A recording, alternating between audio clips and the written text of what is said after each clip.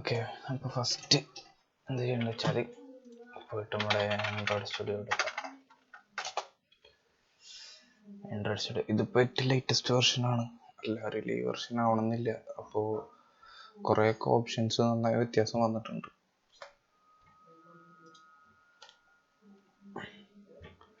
ഇതിപ്പോൾ ഞാൻ മുമ്പ് ചെയ്ത് വെച്ചിരുന്ന പ്രൊജക്റ്റാണ്.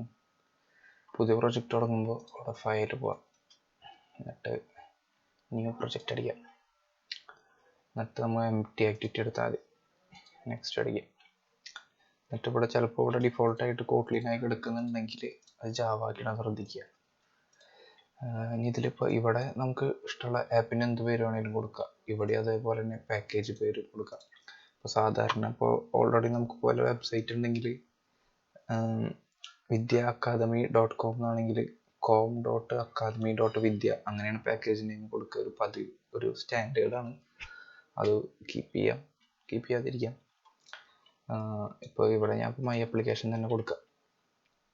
ഇവിടെ ചിലവരിലൊക്കെ ഇവിടെ ഇങ്ങനെ എക്സാമ്പിൾ എന്നൊക്കെ ഇപ്പോൾ എന്ത് കൊടുത്താലും കുഴപ്പമൊന്നുമില്ല.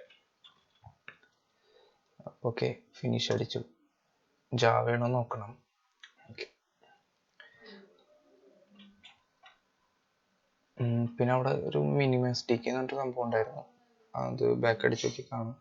അതെന്ത് സംഭവം എന്ന് വെച്ചാൽ ഏറ്റവും ലോവസ്റ്റ് വെർഷൻ ആൻഡ്രോയിഡിൽ ഏതിലാണ് വർക്ക് ചെയ്യേണ്ടതെന്ന് കാണിക്കുന്നത്. അതായത് ഇപ്പോൾ ആൻഡ്രോയിഡ് ഇപ്പോൾ എല്ലാവരിലും ഉണ്ടാവും. ഇപ്പോൾ എല്ലാവർക്കും അറിയുന്നുണ്ടാവും കിക്കാറ്റ് അങ്ങനെ ഒരു വെർഷനൊക്കെ കഴിഞ്ഞ് ഇപ്പോൾ അത്യാവശ്യം ഒറിയോ കഴിഞ്ഞിട്ടുണ്ട്.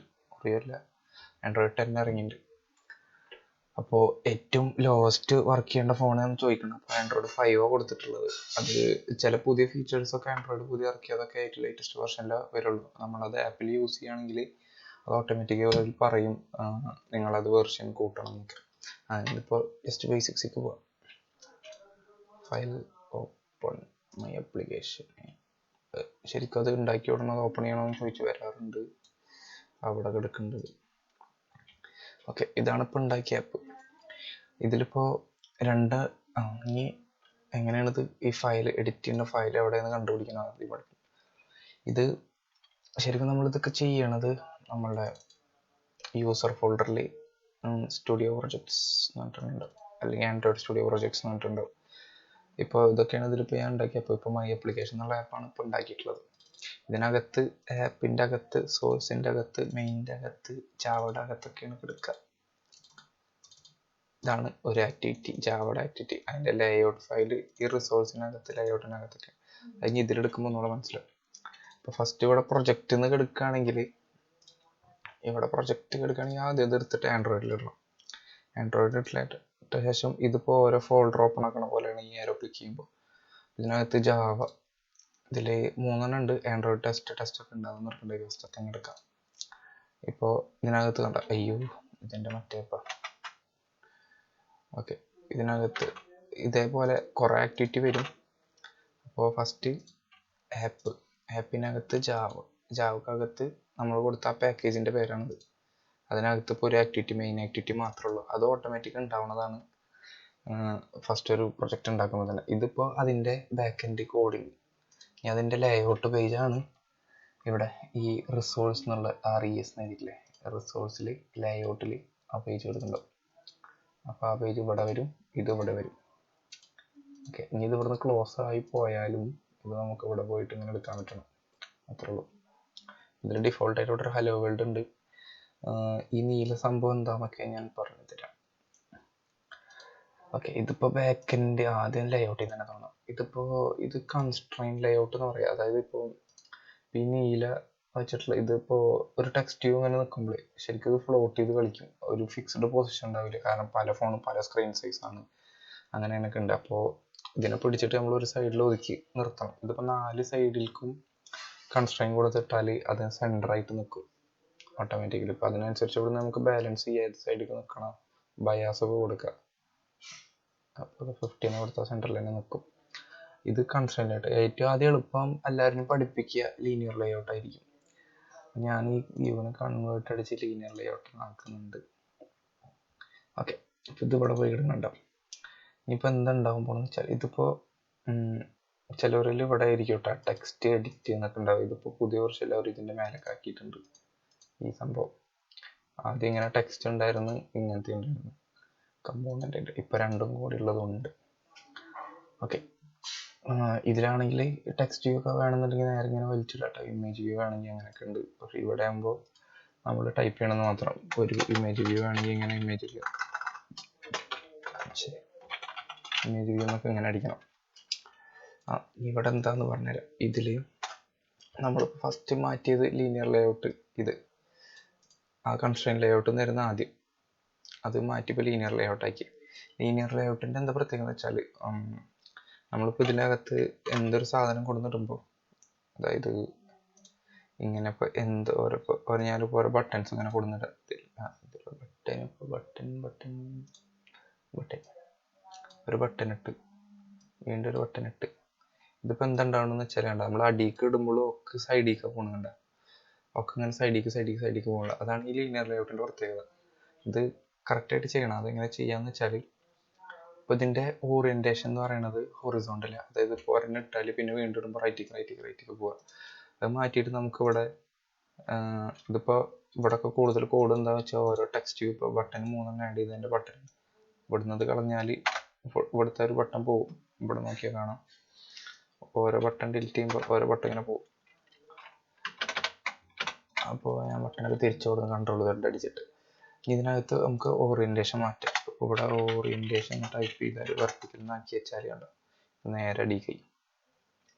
ഇനി ഓരോ പ്രാവശ്യം ആഡ് ചെയ്യുന്നതിനനുസരിച്ച് അത് അടിക്ക് ഇങ്ങനെ വന്നുകൊണ്ടിരിക്കുക. ഇതിനകത്ത് ഇവിടെ കാണുന്നതിൽ ഇത് കാര്യമാക്കണ്ട. ഇത് അല്ലാണ്ട് ഇപ്പോൾ ചിന്തിക്കാനില്ല. ഇതിപ്പോൾ ഗ്രേ കളറായിട്ട് കിടക്കണം എന്താ വെച്ചാൽ ആവശ്യമില്ലാത്തതുകൊണ്ടാണ്, യൂസ് ചെയ്യണില്ല. റിമൂവ് അത് ആൾട്ട് എൻ്റർ അടിക്കാം. എററൊക്കെ ഉണ്ടെങ്കിൽ ഫിക്സ് ചെയ്യാനൊക്കെ യൂസ് ചെയ്യുന്ന ഒരു കീ ഷോർട്ട് കട്ടാണ് ആൾട്ട് എൻ്റർ. അതടിച്ച് ഓട്ടോമാറ്റിക്കായി റിമൂവ് ആവും. ഇതും ഈ XMLNS എന്നുള്ളത് വലിയ ശ്രദ്ധിക്കണമെന്നില്ല. ഇനി ഇങ്ങനെയുള്ളത് ശ്രദ്ധിച്ചാൽ ഈ ലേഔട്ട് വിഡ്ത്ത് എന്ന് പറഞ്ഞാൽ, ലേഔട്ട് വിഡ്ത്ത് പറഞ്ഞപ്പോൾ ഈ ഫസ്റ്റ് നമ്മൾ കൊടുത്തിട്ടുള്ള ലീനിയർ ലേഔട്ടാണ് കേട്ടോ. അതിപ്പോൾ അതിൻ്റെ വിഡ്ത്ത് ഇതാണ് മൊത്തം പാരൻറ്റ്. അപ്പോൾ മാച്ച് പാരൻറ്റ് ഹൈറ്റും വിഡ്ത്തും മാച്ച് പാരൻറ്റ് കൊടുത്തേക്കാം. അപ്പോൾ ഇത് മുതൽ ഇതുവരെ വിഡ്ത്ത് കിട്ടും. ഇതിപ്പോൾ നമുക്കിപ്പോൾ ഹൈറ്റിന് ഇപ്പോൾ ഇവിടെ 100 dp എന്നൊക്കെ കൊടുക്കുകയാണെങ്കിൽ ലേഔട്ടിന് കണ്ടോ ഇത്ര ഡിസ്റ്റൻസ് വരുള്ളൂ, ഇത്ര ഉണ്ടാവുള്ളൂ ലേഔട്ട്. നമുക്കത് പോരാ, മാക്സിമം ഫോണിൻ്റെ സ്ക്രീൻ സൈസിന് വേണമെന്നുണ്ടെങ്കിൽ മാച്ച് പാരൻറ്റ് കൊടുക്കാം. ഓക്കെ, ഇനിയിപ്പോൾ ഈ ടെക്സ്റ്റിനും അതേപോലെ ഇവിടെ ഇത് കണ്ടില്ലേ റാപ്പ് കണ്ടന്റ്, അത് മാറ്റിയിട്ട് മാച്ച് പാരൻറ്റ് എന്ന് അടിച്ചാൽ അത് അതിൻ്റെ വിഡ്ത്ത് മാക്സിമം ഇതിൻ്റെ പാരൻറ്റ്, ഈ ലേഔട്ടിൻ്റെ പാരൻറ്റ് ലീനിയർ ലേഔട്ടാണ്. ഇപ്പോൾ അതിൻ്റെ ടാഗ് ശ്രദ്ധിച്ചാൽ കാണാം, ഇത് ഓപ്പണിംഗ് ടാഗ്, ഇത് ക്ലോസിംഗ് ടാഗ് അല്ലേ. ഇവിടെ ഓപ്പണിംഗ് ടാഗ് ഉണ്ട്, പക്ഷെ ഇവിടെ സ്ലാഷ് ഇല്ലല്ലോ. അതെന്താ സ്ലാഷ് ഉള്ളത് ഇവിടെയാണ്. അതെന്തിനാ അങ്ങനെ ഇടുന്നത് വെച്ചാൽ, നമുക്ക് 2 രീതിയിൽ ഇടാം. ഒന്ന് ഇങ്ങനെ ക്ലോസ് ചെയ്യാം, അങ്ങനെ ക്ലോസ് ചെയ്താൽ പിന്നെ ഇതിടാൻ പറ്റില്ല. ഒന്ന് അങ്ങനെ ഇടാം, പിന്നെ ഒരെണ്ണം എങ്ങനെ ഇടുക വെച്ചാൽ ഇത് കളഞ്ഞിട്ട് വീണ്ടും ഓപ്പൺ ചെയ്തിട്ട് സ്ലാഷ് ഇട്ടാൽ ഇങ്ങനെ ഇടാം. ഇങ്ങനെ ഇട്ടിട്ട് ഇങ്ങനെ എടുത്താൽ ഈ ബാക്കിയുള്ള സാധനങ്ങളൊക്കെ പിടിച്ചിട്ട് ആ ലീനിയർ ലേഔട്ടിൻ്റെ ഉള്ളിലേക്കാക്കാം. അങ്ങനെ ആക്കാം. അതേപോലെ ഇപ്പോൾ ബട്ടൻ്റെ ഉള്ളിലൊന്നും ഇല്ലാത്തതുകൊണ്ട് ബട്ടനൊക്കെ ഒറ്റ കോട്ടിൻ്റെ ഉള്ളിൽ അത് തീർക്കാം. അങ്ങനെ ഇപ്പോൾ ഈ ലീനിയർ ലേഔട്ടിൻ്റെ ഉള്ളിലാണ് ഈ 1, 2, 3, 4. ഇനിയിപ്പോൾ നേരത്തെ പറഞ്ഞ പോലെ ഈ ഓറിയൻറ്റേഷൻ വെർട്ടിക്കലോ ഹൊറിസോണ്ടലോ ആക്കണതിനനുസരിച്ച് ഇത് അങ്ങോട്ടും ഇങ്ങോട്ടും മാറിക്കളിച്ചുകൊണ്ടിരിക്കും. അപ്പോൾ നമുക്ക് നമ്മുടെ ഇഷ്ടത്തിനനുസരിച്ച് വരില്ല. ഇപ്പോൾ ഇതിപ്പോൾ വിഡ്ത്ത് മാച്ച് പാരൻറ്റ് കൊടുത്തിട്ടുണ്ട്, കാരണം ബാക്കിയുള്ളതൊന്നും കാണാനുമില്ല. റാപ്പ് കണ്ടന്റ് പറഞ്ഞാൽ അതിന് ഡിഫോൾട്ടായിട്ടൊരു സൈസ് ഉണ്ടായിരിക്കും. ആ ഒരു സൈസ് അത് സ്ക്രീനിൻ്റെ ഉള്ളിൽ കൊള്ളിക്കും. ഇപ്പോൾ വലിയൊരു ഫോട്ടോ കൊടുക്കുന്നതിൻ്റെ ഉള്ളിൽ ഇട്ടാൽ അത് പിന്നെ സ്ക്രീനിൽ വേറെ ഒന്നും കാണില്ല റാപ്പിലിട്ടാൽ. അപ്പോൾ അങ്ങനത്തെ ഇമേജിനൊക്കെ പിടിച്ച് നമ്മൾ റീസൈസ് ചെയ്യേണ്ടി വരും. നമ്മളൊരു ഫിക്സ്ഡ് മാക്സിമം സൈസ് ഒരു 3 dp അങ്ങനെ എന്തെങ്കിലും കൊടുക്കേണ്ടി വരും. ഇതിപ്പോൾ ലേഔട്ട് വിഡ്ത്ത്, ലേഔട്ട് ഹൈറ്റ് അതൊക്കെ മനസ്സിലായിട്ടുണ്ടാവും വിചാരിക്കണം. ഇപ്പോൾ നമുക്ക് വേണമെങ്കിൽ ബട്ടൻ്റെ വിഡ്ത്തൊക്കെ ഒന്ന് കൂട്ടി കുറച്ചിട്ടൊക്കെ കളിച്ച് നോക്കാം. ആദ്യം 100 dp എന്ന് അടിച്ചാൽ ബട്ടൻ്റെ അടുത്ത് 100 dp ആയി, മാറ്റിയിട്ട് 200 dp ആക്കി വെക്കാം. അപ്പോൾ വേണ്ട, മറ്റേ ബട്ടനേക്കാൾ ഇത് കുറച്ച് വലുതായി. അപ്പോൾ നമുക്ക് സാധാ ഡിഫോൾട്ട് വാല്യൂന് കൊടുക്കാൻ റാപ്പ് കണ്ടന്റ് കൊടുത്ത് ഈ ലേഔട്ട് വെയിറ്റ് ഒക്കെ ഇപ്പം തന്നെ പറയണ്ട, ഇത് കുറച്ച് കഴിഞ്ഞിട്ട് പറഞ്ഞുതരാം. ഇനി നമ്മളിപ്പോൾ ഈ ഓറിയൻറ്റേഷൻ്റെ കാര്യം, ഈ ഓറിയന്റേഷൻ ഹൊറിസോണ്ടൽ വെർട്ടിക്കൽ ആയതുകൊണ്ട് നമുക്ക് ഇനി എത്ര അടിതലും നമുക്ക് ഇഷ്ടമുള്ള പോലെ രണ്ടെണ്ണം ഇവിടെ ഒരെണ്ണം അടിയിൽ നിന്നൊന്നും വരുത്താൻ പറ്റില്ലല്ലോ.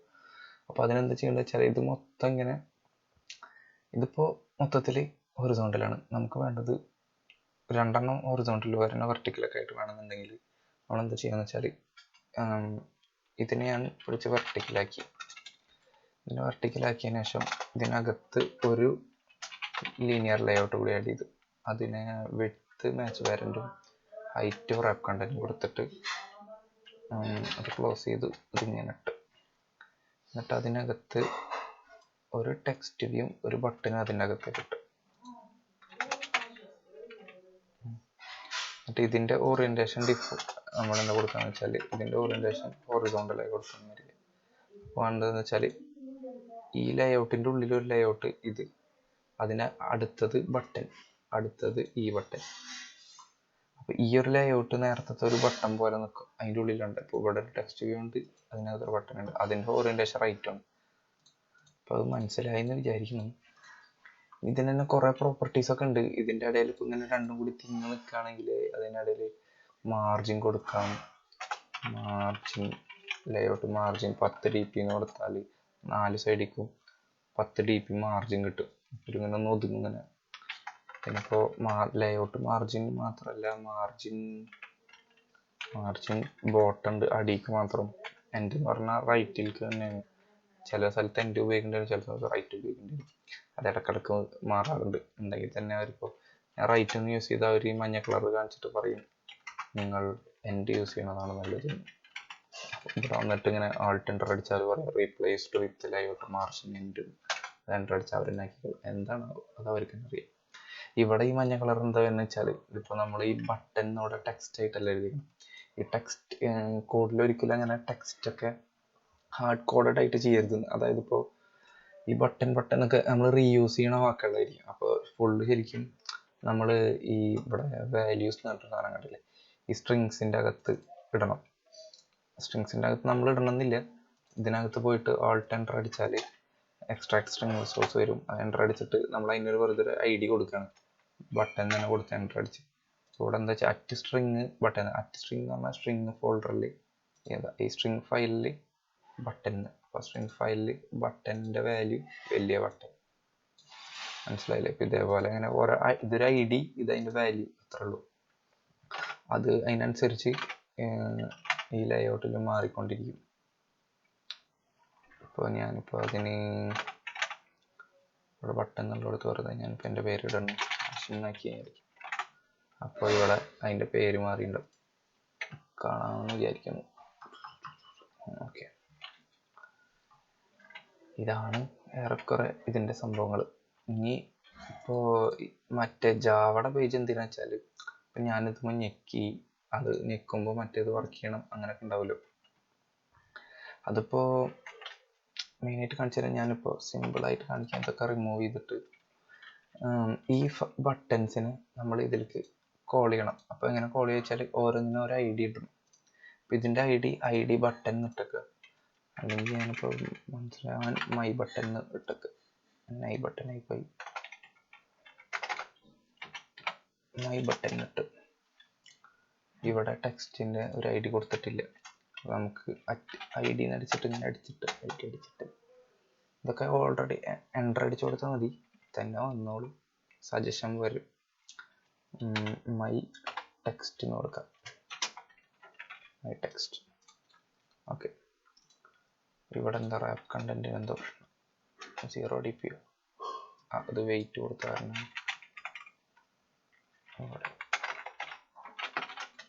Rap content. ഇതിൻ്റെ ഓറിയന്റേഷൻ ഇപ്പോൾ ഒരു ലേഔട്ട് മതി നമുക്ക്, ലീനിയർ ലേഔട്ട് രണ്ടെണ്ണത്തിന് ആവശ്യമില്ല. ഓറിയന്റേഷൻ താഴ്ത്തി വയ്ക്കി. ഇതിൻ്റെ ഗ്രാവിറ്റി സെൻട്രൽ, ഇതിൻ്റെ ഗ്രാവിറ്റി സെൻറ്റർ. ഓക്കെ, ഇതൊക്കെ എന്താ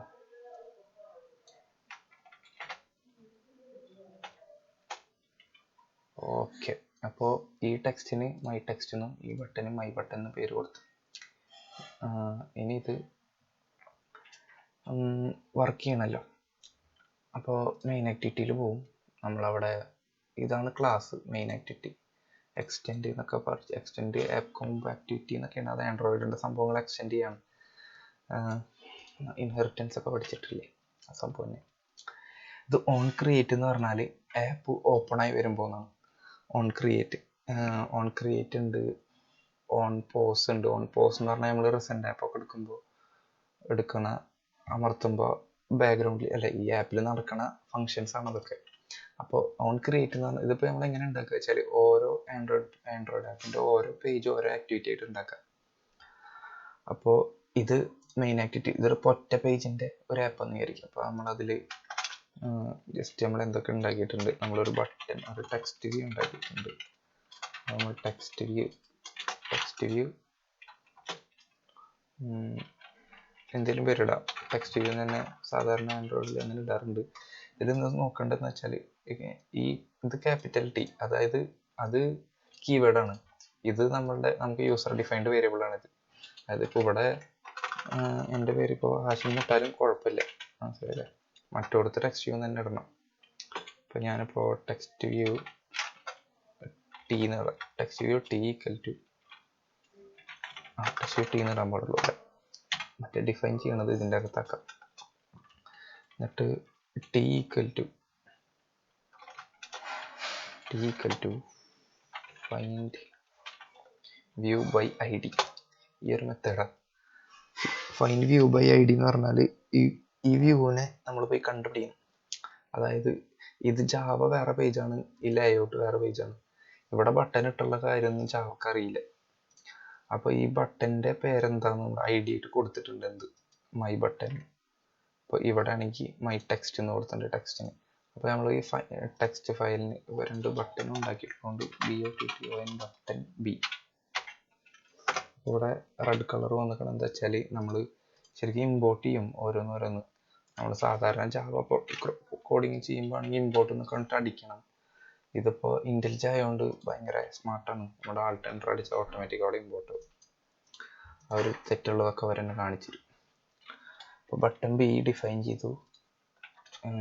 ബിയുടെ ഓക്കെ. ഇനി ഫൈൻ വ്യൂ ബൈ ഐ ഡി. ഇത് എവിടെ ഉണ്ടാവുമെന്ന് വെച്ചാൽ id റിസോഴ്സ് ഫയലല്ലേ. അപ്പോൾ റിസോഴ്സ് ഫയലിനെ ആർ എന്ന് പറയാം. r.id. പിന്നെ നമ്മൾ കൊടുത്ത ഐ ഡി എന്താ വെച്ചാൽ മൈ ടെക്സ്റ്റ്. അപ്പോൾ ഇവിടെ മൈ ടെക്സ്റ്റ്. എന്നിട്ട് പിന്നെ ഇൻ്റലിജയിലുള്ളൊരു പ്രത്യേകതയാണ്, നമ്മൾ ഇവിടെയാണ് കഴ്സർ ഇരിക്കുന്നത്. സെമിക്കോള ഇവിടെ വെച്ച് അടിച്ചാൽ അപ്പുറത്ത് പോയിക്കോളും. അതൊക്കെ അക്കാര്യത്തിലൊക്കെ ഭയങ്കര സ്മാർട്ടാണ് ഇൻ്റലിജ്. പിന്നെ B equal to find view by I D. അതേപോലെ തന്നെ r.id. അവിടെ കൊടുത്ത ഐ ഡി, ബട്ടൺ കൊടുത്ത ഐ ഡി മൈ ബട്ടൺ. ഇവിടെ മൈ ബട്ടൺ എന്നൊക്കെ. ഇപ്പോൾ 2 സെറ്റായി. ഇനിയിപ്പോൾ ഇതൊക്കെ ഒന്നുകൂടി അഡ്വാൻസ്ഡ് ആണ്. b.set on click listener, അതായത് ബി ഞെക്കുന്നുണ്ടോ എന്നുള്ളൊരു ലിസ്ണർ വെച്ചിട്ട് നോക്കുക. ബീനൊരു ബട്ടനായിട്ട് ആക്കണമെങ്കിൽ, അത് ക്ലിക്കബിൾ ആക്കണം എന്നുണ്ടെങ്കിൽ ഇങ്ങനെ നോക്കണം. ബീമെ ഒരു ക്ലിക്ക് ഓൺ ലിസ്ണർ, അതായത് നമ്മൾ ക്ലിക്ക് ചെയ്യണ്ടോ എന്ന് ചെക്ക് ചെയ്യും.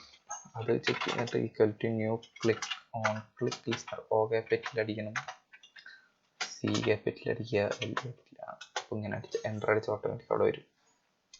എന്നിട്ട് ഓൺ ക്ലിക്ക് ചെയ്യുമ്പോൾ എന്തുണ്ടാവട്ടെ, ക്ലിക്ക് ചെയ്യുമ്പോൾ നമുക്ക് ആ ടെക്സ്റ്റ് വ്യൂയുടെ ടെക്സ്റ്റ് മാറ്റിയിട്ട് അവിടെ ഡിഫോൾട്ടായിട്ട് അവിടെ മൈ ടെക്സ്റ്റ് വ്യൂ അങ്ങനെ എന്തെങ്കിലും ഉണ്ടാവും. വ്യൂ അല്ല, ഡിഫോൾട്ടായിട്ട് ഇപ്പോൾ അവിടെ ബട്ടൻ്റെ വ്യൂ അത് ഞാൻ മാറ്റിയിരുന്നു. സ്ട്രിങ് തിരിച്ച് ഇവിടെ എന്താ ബട്ടൺ തന്നെ ആക്കി. ഇവിടെ ഹലോ വേൾഡ് എന്നുള്ളത് അത് മാറ്റിയിട്ട് ഞാനിപ്പോൾ എൻ്റെ പേരാക്കാൻ പോകുന്നു വിചാരിച്ചു. ഏത് ബട്ടൺ അമർത്തുമ്പോൾ കോഡാണിത്. ഓൺ ക്ലിക്ക് ടി എന്ന് പറഞ്ഞാൽ നമ്മളെ text view.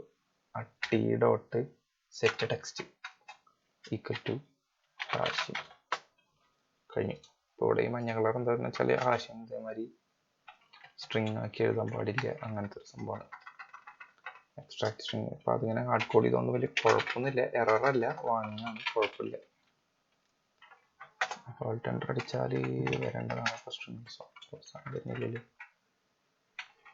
Extract string resource my name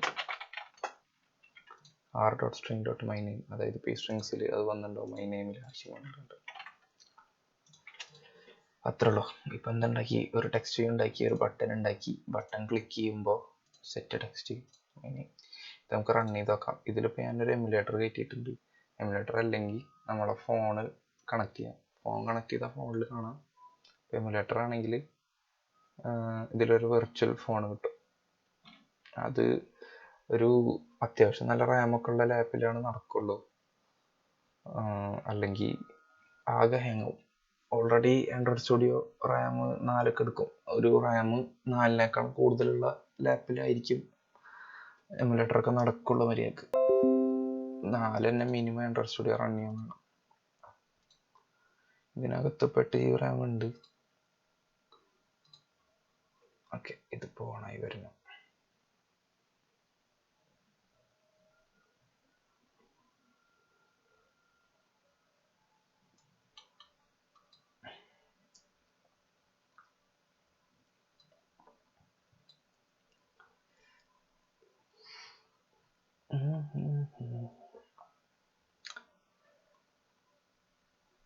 പിന്നെ ഇതിപ്പോൾ ഇത് ഓണായിട്ട് അതിൽ ഇൻസ്റ്റാൾ ആവുകയും ചെയ്യുക. അപ്പോൾ ലൈവായിട്ട് നമുക്ക് ടെസ്റ്റ് ചെയ്യുക, ഓരോ ചേഞ്ചസ് വരുത്തുക, ടെസ്റ്റ് ചെയ്യുക, അങ്ങനെ ചെയ്തുകൊണ്ടിരിക്കുക. ഇപ്പോൾ ഫോണായാലും അങ്ങനെ പറ്റും കേട്ടോ. ഓക്കെ, പിന്നെ നമ്മൾ ചെയ്യുമ്പോൾ വരുന്ന എററും കാര്യങ്ങളൊക്കെ ഇതിനകത്ത് കാണും. എററുകളും കാര്യങ്ങളൊക്കെ ഇതിപ്പോൾ ഇങ്ങനെ കുറേ വരും. അത് ആപ്പ് ക്രാഷ് ആയാൽ ഏത് ആക്ടിവിറ്റിയിലാണ് എവിടെയാണ് എറർ എന്നൊക്കെ കറക്റ്റ് ഒരു നീല കളറിലൊക്കെ കാണാം. ഓക്കെ, ഇപ്പോൾ ഈ ബട്ടൺ ഉണ്ട്, അവിടെ ഹലോ വേൾഡ് ഉണ്ട്. ഈ ബട്ടൺ ഞെക്കുമ്പോൾ ആശയം. ഓക്കെ, ഇതാണ് സംഭവം. ഇനിയിപ്പോൾ അത് ആപ്പ് റീസ്റ്റാർട്ട് ചെയ്യണം. ഇവിടെ ആപ്പ് ഇതാണ് മൈ ആപ്ലിക്കേഷൻ. ബട്ടൺ അമർത്തുമ്പോൾ ആശയമായി. ഇതാണ് ബേസിക്. That's it.